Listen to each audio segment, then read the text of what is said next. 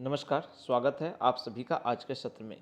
आज है दिनांक 5 मई 2023 और आप सभी जानते हैं कि द हिंदू एनालिसिस में हम कुछ महत्वपूर्ण समाचार को आपके लिए कवर करते हैं। तो बिल्कुल सत्र में बने रहिए और अपने टॉपिक्स की ओर हम मूव करते हैं, जो कि आपके एग्जाम पॉइंट ऑफ व्यू से काफ़ी महत्वपूर्ण होते हैं। अगर आप तैयारी करते हैं तो आपको तो ये कवर करना ही पड़ेगा, क्योंकि देखो बिना मेहनत के सफलता नहीं मिलती। आप गवर्नमेंट जॉब की तैयारी करें या प्राइवेट जॉब की, ठीक है, इंग्लिश की भूमिका काफ़ी महत्वपूर्ण हो जाती है।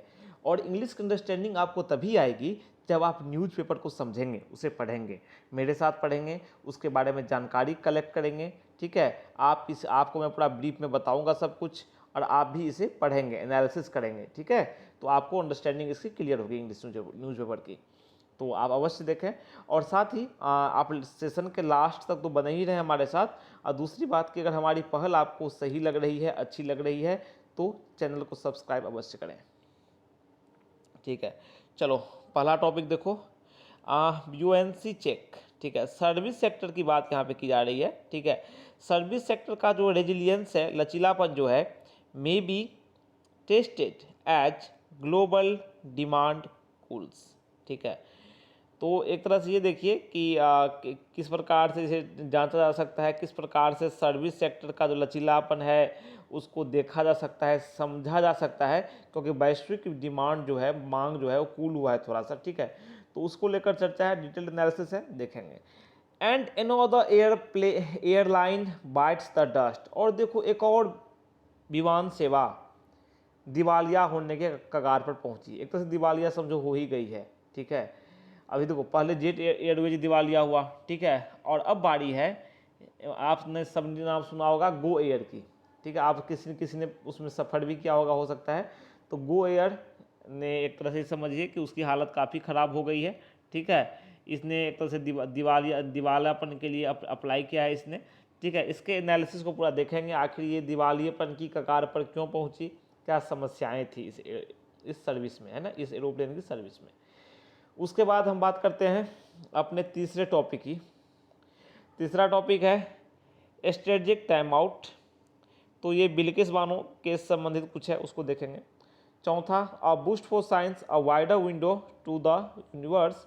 और तीसरी बात कि and another airlines bites the past world, इसे हम पढ़ लेते हैं। देखो ये यहाँ पर जो यूनिवर्स के लिए जो एक तरह से साइंस का योगदान है, ठीक है। अगर साइंस को मजबूती देते हैं तो किस प्रकार से ये एक बड़ा सा एक खिड़की हमारे लिए खोलेगा, किस प्रकार के अपॉर्चुनिटी देगा, उसको लेकर चर्चा है। तो 4 टॉपिक्स आपने देख लिए। अब देखो पहला टॉपिक देखते हैं, and another airlines bites the dust, ठीक है। तो आप देखो इसे,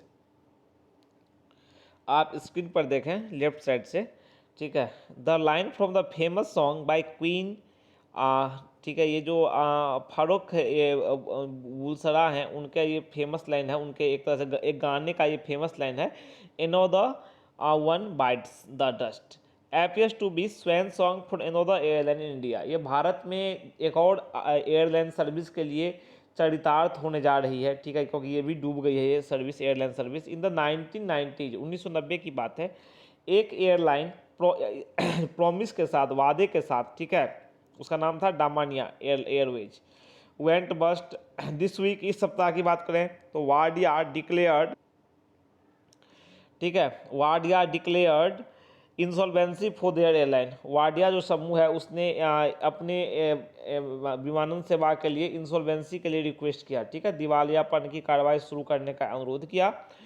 गो First bringing down the curtains on another airline company.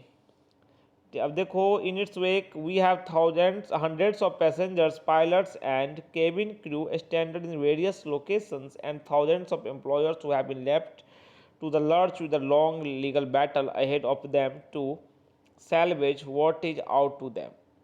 Employees of Kingfisher Airlines and Jet Airways are still struggling to get their dues while their owners and promoters live a life of luxury with zero accountability. देखो सबसे बड़ी बात यहाँ पर यह है कि जिस प्रकार की स्थिति खड़ी की है, गो फर्स्ट की जिस प्रकार की स्थिति हुई है और जिस प्रकार से इसने अपनी सर्विसें बंद कर दी हैं, ठीक है, कर्टल्स लगा दिए हैं, तो उसमें ये है कि जिस पर पैसेंजर्स, आप देखो पैसेंजर्स को फ्लाइट नहीं मिली, पैसेंजर्स प्रतीक्षा करते रह गए। जो एम्प्लॉय उसमें काम कर रहे थे, अब वो एम्प्लॉय क्या करेंगे भाई, वो उन्हें भी तो ड्यू मिलना है, किस कई कई के पैसे बकाए हैं, ठीक है। अभी देखो वर्तमान में क्या है, एक किंगफिशर एयरलाइंस, दूसरा है जेट एयरवेज, दोनों एयरलाइंस क्या है, उसके जो एम्प्लॉय हैं अभी भी स्ट्रगल कर रहे हैं, मेहनत कर रहे हैं, संघर्ष कर रहे हैं कि उन्हें अपना ड्यू मिल जाए, जो बकाया पैसा है उनका वो मिल जाए। वहीं दूसरी तरफ जो उस एयरलाइंस के प्रोमोटर थे या ऑनर थे, ठीक है, तो वो सब क्या है, विलासिता वाले जीवन जी रहे हैं, जीरो अकाउंटेबिलिटी के साथ, बिना किसी जवाबदेही के साथ।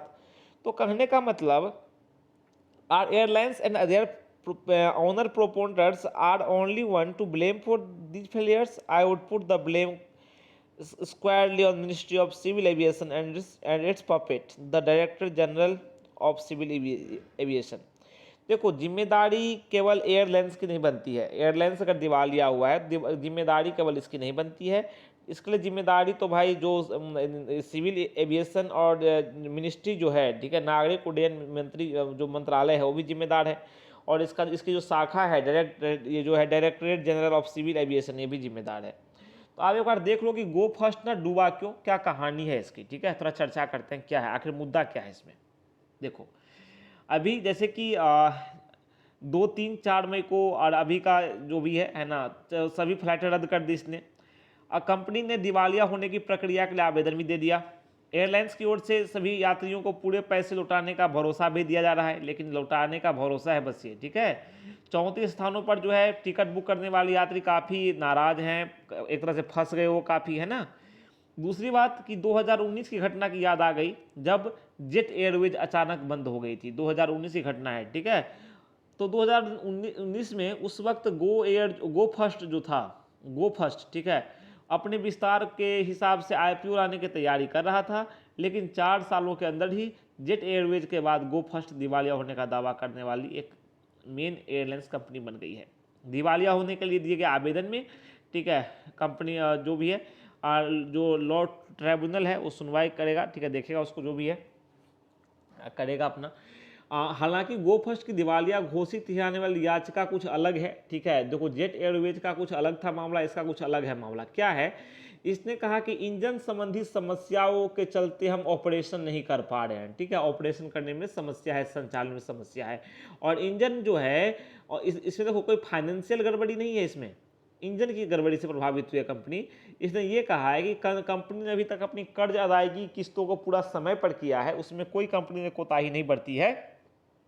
दूसरी बात कि इंजन कई सारे बंद हो गए हैं, नाकाम हो गए हैं, ठीक है। उसका कारण है, गो फर्स्ट जो है वो अमेरिकी इंजन निर्माता कंपनी है, प्रेट एंड व्हिटनी, उससे लेती है इंजन, और वो इंजन उसने ख़राब दे दी, ठीक है। उसके कारण 25 विमानों को इसने सर्विस से हटा दिया, क्योंकि 25 विमानों को इंजन क्या हो गए, ख़राब हो गए, नहीं चल रहे थे, ख़राब हो गए। इसमें से आधे एयरबस A320 न्यू एरोप्लेन है, ठीक है। इससे कंपनी को करीब 10,800 करोड़ का नुकसान हुआ है, कंपनी कर रही है, ठीक है। इंजन न मिलने से विमानों पर असर हुआ। उसके बाद फिर इसे कम से 27 अप्रैल 2023 तक 10 चालू इंजन मिलने थे, जो नहीं मिले, ठीक है। वही जो उसने कहा, जो उसका नाम है प्रैट एंड व्हिटनी जो है, उसने कहा कि 2023 में जो अंतिम राहत संबंधी फैसला हुआ उसका अनुपालन वो कंपनी कर रही थी, प्रैट एंड व्हिटनी, और आगे उसने कुछ नहीं कहा। गो फर्स्ट एयरलाइन के बेड़े में अधिकतर जो 90% जो इंजन हैं वो ग्रेट एंड व्हिटनी के इंजन वाले A320 न्यू विमान हैं। स्पेयर पार्ट्स नहीं मिल पाए, ठीक है। उसके बाद फिर जो इंजन की आपूर्ति में देरी हो गई, और इसके कारण कई सारे विमान जो है 2020 से ही आउट ऑफ सर्विस हैं, सर्विस में नहीं है। और इससे क्या होगा, एरोप्लेन जब नहीं मिले, आधे यूज में नहीं रह गए, तो कैंसिल होते गए विमान, ठीक है, और कंपनी को क्षति होती गई। अब गो फर्स्ट जो है वो भारत की 5वीं सबसे बड़ी एयरलाइंस थी। अब भारतीय विमानन क्षेत्र की आप गति को देखो तो उसको पर्याप्त अवसर मिला है, काफ़ी कंपटीशन है भारतीय मार्केट में, लेकिन वर्तमान परिस्थिति जो है वही कि ये विमान जो है, जेट एयरवेज की बात करें, किंगफिशर की बात करें, डेक्कन एयर की बात करें, पैरामाउंट एयरवेज की बात करें, ठीक है, सहारा की बात करें, सहारा एयरलाइंस, MDLR एयरलाइंस, पैरामाउंट, इसके बाद ये भी है ना, ये सब दिवालिया हो गई हैं। फिर से उड़ान सेवाएं शुरू करने की मंजूरी के बावजूद, ठीक है, दिवालिया घोषित होने संबंधी लंबी प्रक्रिया के चलते जेट एयरवेज अब तक संचालन शुरू नहीं कर सकी है, ये समझिए आप। और दूसरी बात कि इसकी आर्थिक स्थिति क्यों बिगड़ी इसकी, अब देखो यहाँ पे क्यों बिगड़ी। विमान संबंधी जो घटक है, कंपोनेंट्स कंपनी को नहीं मिले, इंजन नहीं मिले, ठीक है। और 2020 तक इसने लाभ अच्छे से कमाया, लेकिन जब कंपनी को अपने विमानों को आउट ऑफ सर्विस करना पड़ा तो इसका ज़बरदस्त असर हुआ और ये कंपनी काफ़ी हद तक प्रभावित हो गई और इससे भारतीय जो विमानन बाजार है उस पर भी प्रभाव पड़ेगा ही, ठीक है। अब देखो 2023 के पहले 3 महीनों की बात करूं, ठीक है, तो डोमेस्टिक एयरलाइंस के जरिए 3.75 करोड़ से अधिक यात्री ने ट्रैवल किया है, जो एक साल पहले की तुलना में 51.7% ज़्यादा है। देखो कितना ज़्यादा मार्जिन जा रहा है, 51.7% यात्री बढ़ गए, 51.7%, ठीक है। तो दूसरी बात कि गो फर्स्ट की उड़ानों का बंद होना एक तरह से Indigo, air India, spice jet और आकाशा एयर जैसी कंपनियों के सामने बाजार में अपना पार्टनरशिप बढ़ाने का मौका होगा, ठीक है। ये तो मार्केट छोड़ देगा और बाजार। दूसरी बात आप देखो कि गो फर्स्ट की दिसंबर 22 में बाजार में 10.5% की हिस्सेदारी थी, जो 2023 में केवल 7% ही रह गई, ठीक है, एविएशन बाजार में। तो वही है, जिन रूटों पर गो फर्स्ट की उड़ानें थी, अब वहाँ पे जो रेट है टिकट का वो काफ़ी तेज़ी से बढ़ेगा, ठीक है ना, क्योंकि मांग के हिसाब से आपको सप्लाई नहीं मिलेगा और सप्लाई नहीं मिलेगा तो कई आप देखो गो फर्स्ट बंद हो जाता है तो 50 से 60 विमान, उससे ज़्यादा विमान क्या होगा, खड़े हो जाएंगे। तो अब मांग अधिक है भाई, हवाई जहाज़ कम पड़ जाएंगे तो डेफिनेटली भाड़ा बढ़ जाएगा, ठीक है। दूसरी बात कि और कई सारे विमान कंपनियां हैं जो नुकसान में चल रही हैं। अगर बात करूं तो स्पाइस जेट के पास को भी नुकसान हुआ है, ठीक है। अब आप यहां पर देखो इंडिगो के पास 250 से ज़्यादा विमान हैं, लेकिन अभी भी पुराने लेकिन टिकाऊ इंजन पर चलने वाले विमानों की बड़ी संख्या है। इंडिगो अपना मैनेज कर रहा है संकट को, ठीक है। दूसरी बात कि कुछ समस्याएं हैं इसके विमानों में, तो 102 विमान जो हैं वो इंडिगो के वो उड़ नहीं पा रहे हैं, 250 से ज़्यादा हैं लेकिन 102 उड़ नहीं पा रहे हैं। दूसरी बात कि आप यहाँ देखो कि ये हो गया। और दूसरी बात स्पाइस जेट है वो भी वित्तीय संकट से जूझ रहा है, उसे भी घाटा हुआ है। उसके बाद फिर आप देखो कम लागत जो वाली जो विमान कंपनियां हैं उसके बीच बढ़ा है वो एक तरह से। देखो अब क्या है, एक होड़ मची हुई है सस्ते दर पर हवाई सेवा उपलब्ध कराने की, तो उसमें भी कंपनियों को नुकसान हो रहा है एक तरह से। तो कई सारे फैक्टर्स हैं बाजार में, ठीक है। अब देखो इसको तो कंपनी ने खराब इंजन दे दिया, इंजन खराब आ गया उसका तो सही से चल नहीं पाया तो नुकसान हो गया। बाकी और भी कई सारे फैक्टर्स हैं जिस पर ध्यान दिए जाने की आवश्यकता है। और एविएशन जो इंडस्ट्री है, ठीक है, जो उद्योग है एक तरह से, ये उसको सुधारने की, संभालने की आवश्यकता है और ये पहल की ही जानी चाहिए, ठीक है। अब देखो एक तरह से जवाबदेही जो है डीजीसीए को रखनी पड़ेगी। और देखो कुछ भी होता है तो डीजीसीए जो नागरिक उड्डयन मंत्रालय है और डीजीसीए है, अभी मैंने बताया, दोनों की जवाबदेही बनती है, ठीक है।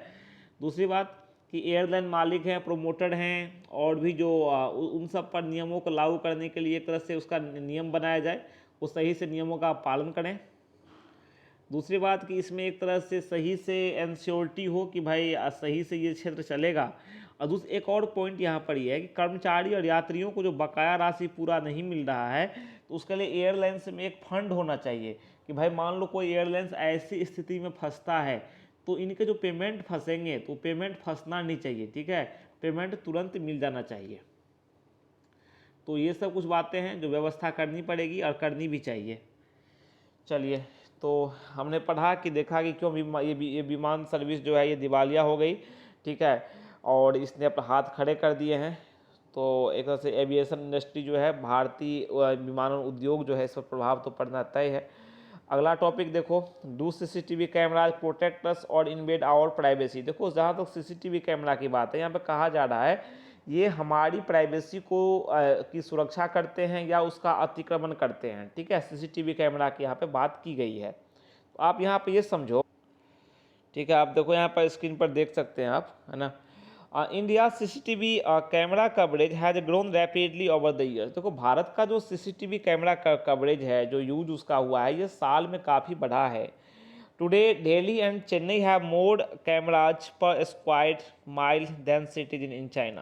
देखो चीन की तुलना की बात करो तो चीन के शहरों की तुलना में वर्तमान में दिल्ली और चेन्नई में पर स्क्वायर माइल पर ना मील पर कैमरे की संख्या दिल्ली और इसमें चेन्नई में ज़्यादा है। स्टेट्स आर्ग्यू दैट, इस राज्य बताते हैं सीसीटीवी कैमराज रेड्यूस क्राइम।